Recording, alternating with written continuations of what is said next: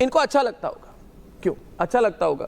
कि हिंदुओं को मारा जा रहा है, तो आप है ना आचार्य जी? जी बिल्कुल सत्य है अर्णव जी, और मैं धन्यवाद करता हूं दोबारा से एक बार कि आप इस प्रकार के मुद्दों पर जहां कोई चैनल इस विषय पर डिबेट करने को तैयार नहीं, आप कम से कम हिंदुओं के लिए, चाहे वो देश के हों चाहे विदेश के हों, सनातनियों के लिए कम से कम आवाज तो उठाते हैं, और ये सच्चाई है। आप अरे मैं तो चाहता हूं हमारी सरकार भी आवाज उठाए। नहीं, अगर मैं चाहता हूं कि हमारी सरकार भी आवाज उठाए। जब अर्णव जी आपने किसी विषय को उठाया है तो सरकार को भी उस पर आवाज उठाने के लिए मजबूर होना पड़ा है। मुझे याद है, चाहे वो महाराष्ट्र का मुद्दा हो जहां पर संतों के प्रति कोई आवाज उठाने को तैयार नहीं था, आपने आवाज उठाया तो उस पर आवाज उठाना पड़ा। मुझे याद है कॉमनवेल्थ गेम्स घोटाले में आपने आवाज उठाया तो फिर वो मामला बाहर आया और उस पर आवाज उठाना पड़ा, और आपने अगर आवाज उठाया है तो निश्चित रूप से आवाज उठेगा। लेकिन ये सच्चाई है कि जहां भी इनकी जनसंख्या बढ़ी है, इनकी मतलब आप कह रहे हैं जहां पे मुस्लिम जनसंख्या बढ़ी है,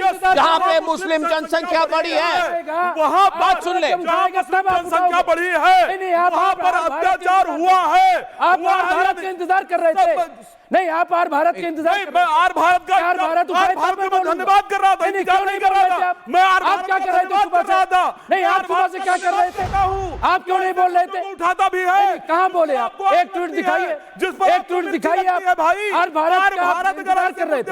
आर भारत शो करे 7 बजे वाला अर्णव गोस्वामी शो करेंगे, अब ये राजनीति बोलेंगे। आपको उससे पहले ये है, और आर भारत का उठाता मैं उसका धन्यवाद करता हूं। आप चैनल नहीं करता हूं। अगर आपको धन्यवाद करता हूं, धरना देना चाहिए था। धन्यवाद पीएमओ पे, आर भारत पीएमओ पे क्यों नहीं धरना दिया? ऐसे मुद्दों पर क्यों नहीं धरना दिया? लगती आने से ज्यादा जरूरी कि पीएम हाउस में जाते, भारत पर आने से ज्यादा जरूरी था हिंदुओं के प्रति जहां पर भी अत्याचार होगा, ये मुद्दा मैं धन्यवाद करूंगा, आर भारत उठाएगा। और आपको लगे आज स्थिति ये है, आज स्थिति ये है, मैं चाहता हूं कि हर्षवर्धन त्रिपाठी जी डिबेट पर आए। हमारे साथ अब्दुल हमीद नोमानी जी हैं, मुस्लिम स्कॉलर हैं, और एक ही सवाल मैंने पूछा नोमानी जी, आप डिबेट पे आए इनके साथ कि दिल्ली से गाजा की दूरी 3000 किलोमीटर से ज्यादा है, इसके बावजूद सेक्युलर गैंग से पूछिए, खान मार्केट गैंग से पूछिए, प्रो मदनी गैंग से पूछिए, आमिर खान से पूछिए, प्रो हमास वालों से पूछिए, हिजबुल्लाह के चापलूसों से पूछिए, ये बता देंगे कि गाजा में मुसलमानों पर क्या जुल्म हो रहा है। लेकिन लेकिन क्या आरएसएस वाले, बीजेपी वाले क्यों नहीं आवाज उठा रहे? नहीं, एक हम क्यों आवाज उठाएं? हमास के लिए क्यों? आतंकी संगठन है, तो आप तो आतंकी संगठन है, हमास आतंकी संगठन है, हमास तो आतंकी संगठन है। मैं आतंकियों का समर्थन क्यों करूं? मैं हिजबुल्लाह का समर्थन क्यों करूं? आपकी हिम्मत कैसे हुई कि मेरे प्रोग्राम में आके आतंकियों का समर्थन करूं? मैं हमास अलग है, फलस्तीन अलग है, आप दोनों को गठबंधन कर रहे गलत तरीके से। देखिए भारत खुद फलस्तीन के साथ नोमानी एक आप चुप रहिए। नोमानी जी, आपको गाजा में मुसलमानों पर जितना जुल्म हो रहा है आप हमेशा उस पर चिल्लाते हैं, लेकिन सेक्युलर गैंग से अगर आप पूछें कि दिल्ली से जो 1000 किलोमीटर की दूरी में ढाका है, यहाँ पे हिंदुओं को जलाकर, पेड़ से लटकाकर जलाया जा रहा है, तो आप चुप क्यों हैं? आपको शर्म आ रही है क्या? हम तो निंदा करके आए हैं। कहाँ निंदा करके? नहीं, मगर कहाँ है आपके बड़े बड़े नेता? कहाँ है मदनी? कहाँ है? नहीं तो मदनी एक आप बताइए ना उनको जो है क्या हो रहा है। मदनी जी आवाज आ रही है क्या? आप बताइए। मदनी जी आवाज आ रही है क्या? सही रिपोर्ट है तो मदनी जी की आवाज नहीं है। मदनी जी, ओवैसी जी, आवाज आ रही है क्या? चुप है। मदनी जी, ओवैसी जी, राहुल जी, रॉबर्ट वाड्रा जी, सोनिया जी, विदेश मंत्री जी, कहाँ हैं आप?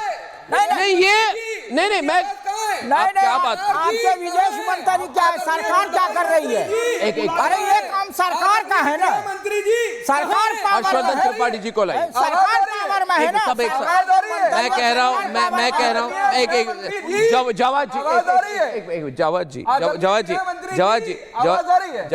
जवाद जी, ये देखिए, ये जो मेरी आवाज निकलेगी तो आप इधर से आप उड़ जाएंगे स्टूडियो से। मेरी बात, स्टूडियो से आप बाहर चले जाएंगे। ये भी शौक आप रखिए, आप उड़ाने का शौक आप रखिए। देखिए, मैं पूछ रहा हूँ, मैं डिबेट कर रहा हूँ। अच्छा। बांग्लादेश में हर त्रिपाठी जी को लाए और ये कोई औपचारिक डिबेट नहीं है कि हमें करना पड़ रहा है। हम मानते हैं कि भारत में हिंदू सुरक्षित है। मैं चाहता हूं कि भारत सरकार नरेंद्र मोदी जी बॉर्डर खोल दे ताकि जितने हिंदू हैं आ सके और मुसलमानों को आ सके। मैं ये कह रहा हूं कि बांग्लादेश में हिंदू दीपू चंद्र दास नाम के एक लड़के को पीट कर मार डाला गया और जिहादी भीड़, मैं फिर से कह रहा हूं, जिहादी भीड़ ने उसकी लाश को नंगा करके पेड़ से लटका दिया और उसके बाद उस भीड़ ने उसके शव को जला दिया। और सवाल मैं पूछ रहा हूं हर्षवर्धन जी कि ओवैसी, मदनी, प्रियंका, इन सबको गाजा को लेके तो बहुत चिंता है, लेकिन बांग्लादेश के लिए, हिंदुओं के लिए नहीं बोलेंगे। इनको कुछ फर्क ही नहीं पड़ता है। पालघर में साधुओं को मारा जाता है तो कुछ नहीं कहते हैं। उद्धव जी चुप हो जाते हैं। सबको इस देश में, ये सारे जो नेता, इनको मुस्लिम वोट बैंक चाहिए। मैं तो कह रहा हूं आपको चाहिए तो ले लो मुस्लिम वोट बैंक। हिंदू तो एक हिंदू आपके लिए वोट नहीं करेगा, तब पता चलेगा। दूध का दूध और पानी का पानी हो जाएगा। शायद ओवैसी को जरूरत ना हो, मगर कांग्रेस पार्टी को तो एक भी हिंदू वोट नहीं जाएगी। सीधी बात। एक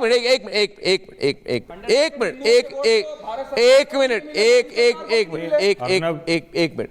सिचुएशन सीरियस है त्रिपाठी जी, सिचुएशन बहुत सीरियस है। हर्षवर्धन त्रिपाठी जी।